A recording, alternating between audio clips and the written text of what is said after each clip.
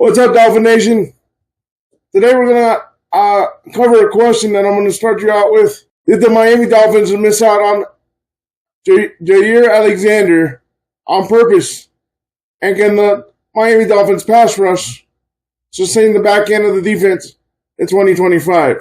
Stay tuned and we'll get into those two questions.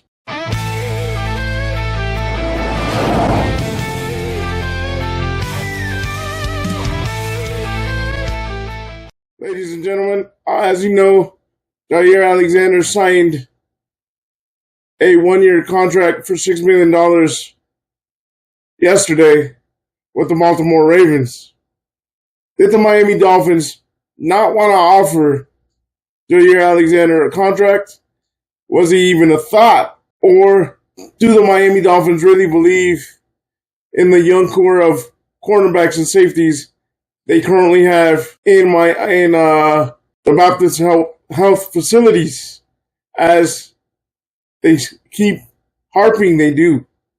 Or will they sign free agents like Rasul Butler and other free agents that are still available come training camp in about 21 days? And guys, some free agents still available that the Miami Dolphins can look into. Stephon Gilmore, Darius Slay Jr., Asante Samuel. He's already been in talks with the Dolphins. Are they going to sign him? Who knows? Brandon Flowers, Xavier Rhodes, Vanier, and Nadeem, formerly of the Las Vegas Raiders, Chris Harris, Dominic Rodgers-Cromartie.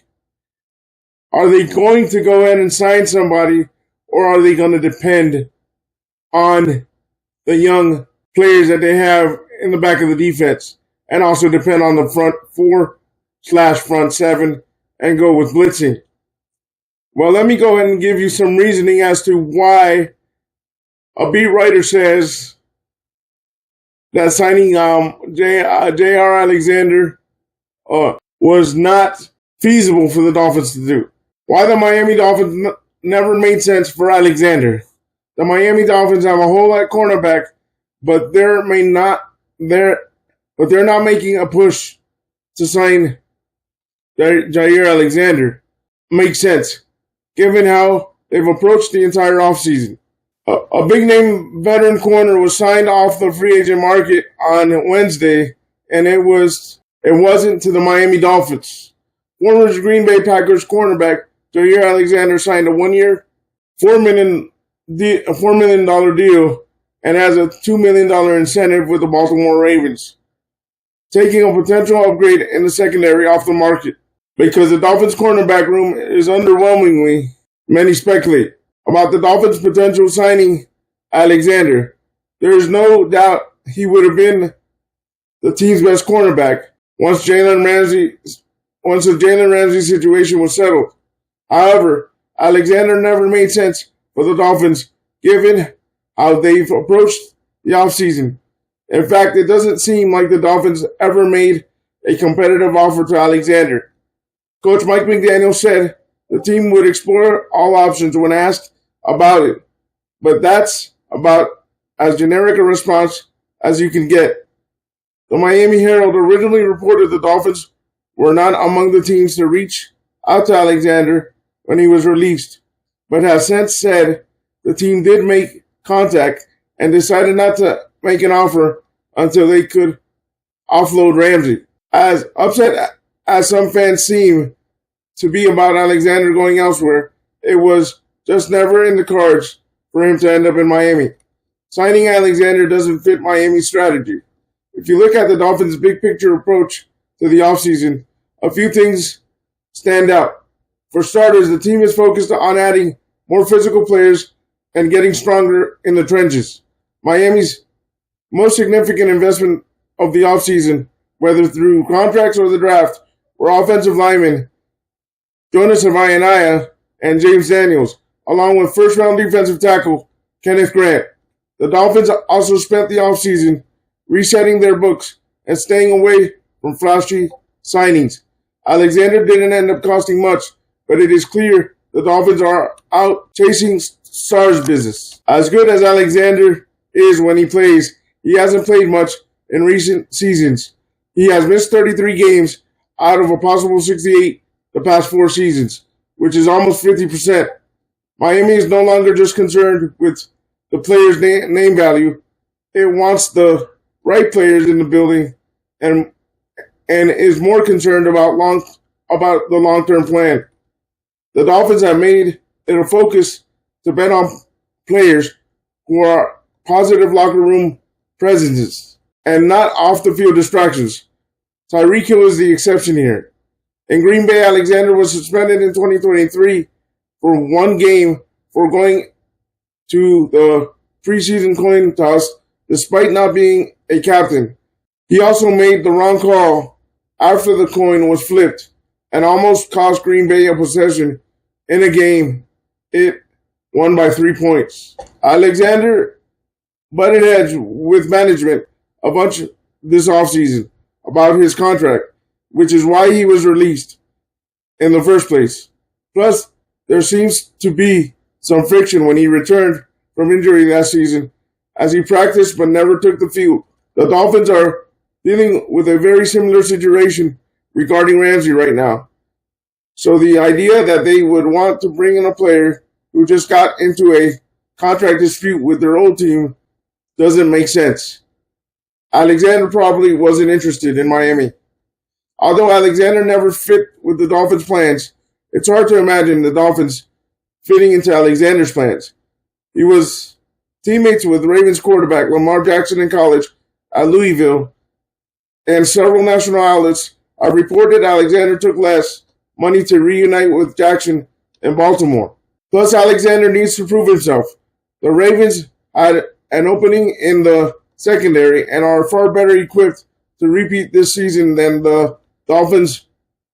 Baltimore's entire roster is better than Miami's, but the difference in their secondary quality is especially large. The Ravens have veteran cornerback Marlon Humphrey, budding star safety Kyle Hamilton, and 2 highly touted recent first-round picks in cornerback Nate Wiggins and Malachi Starks. What would be the appeal for Alexander to sign in Miami? Baltimore is a better team with the same opportunity, starting cornerback. And Jackson, someone he still is close with, is a perennial MVP candidate. The final word. As easy as it may be to look at the Dolphins' depth chart and get upset with them not pursuing Alexander, it just never made sense for either side. Alexander had better options, and the Dolphins are trying not to learn from their past mistakes of not just bringing anyone with name recognition. Remember how Jordan Poyer and Odell Beckham deals worked out? The Dolphins front office certainly does. Now, to be fair, Alexander has played much better football than those guys did when Miami signed them. But the Dolphins are trying to change how they think about roster construction. Adding someone like Alexander just doesn't fit with the change. Additionally, it's not like the Dolphins are just sitting on their hands. Reports have indicated they've reached out to free agents Rasul Butler and Asante Samuel Jr. Missing out on Alexander doesn't mean the Dolphins will roll into Week 1 with the current group. The other important thing to note is that no one is signing will make the Dolphins secondary good. Their cornerback depth would still be lackluster, and they'd still be betting on a group of unproven safeties. Why undo the work you've done to change your roster building process to sign a player who has missed almost 50% of the games during the past 4 seasons? Signing Alexander is a move a team all in on competing at any cost in 2025 makes.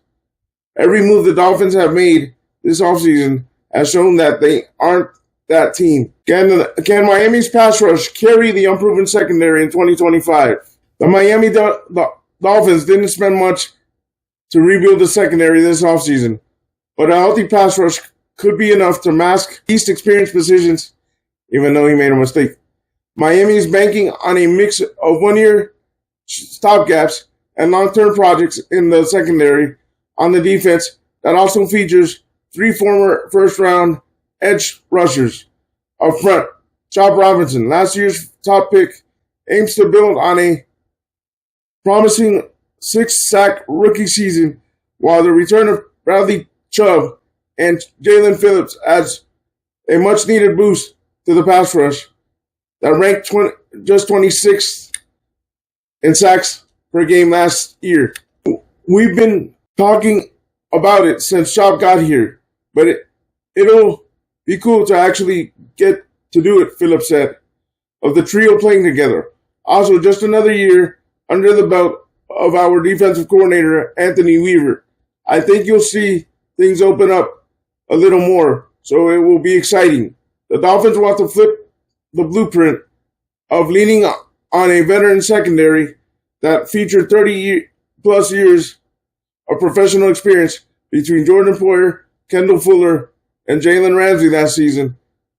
On top of that, Miami lost one of the most dependable defenders when safety Javon Holland signed a 3-year deal with the New York Giants after playing at least 700 snaps in each of his 4 seasons in South Florida. Last season, Weaver's defense ranked 10th in passing yards allowed per game at 210 and tied for second with the Dallas Cowboys in third down conversion allowed per game, 4.4. Despite the lack of consistent pressure up front in 2025, the expectations that a dynamic pass rush can take the lead and give the rebuilt secondary time to settle in. We've got packages and stuff that he's installed, and he hasn't quite said right now. It's an X on position, Chubb said when asked how Weaver will get the 3 pass rushers on the field. So he said, okay, we could put anybody in this position and do this and do that, but hasn't directly said it yet. When training camp comes around and we start getting into the flow of things, we'll see the numbers pop up for each position and move around, and it's going to be fun. Chubb and Phillips were a stout duo on the edge the last time they shared the field in 2023. Chubb started 16 games, finishing with 11 sacks, 6 forced fumbles, while Phillips broke free for 6 sacks and 5 games before a tore Achilles ended his season last November. With both players healthy and back in the mix, Miami's edge group is in much better shape than it was last season. Robinson's next step as a playmaker.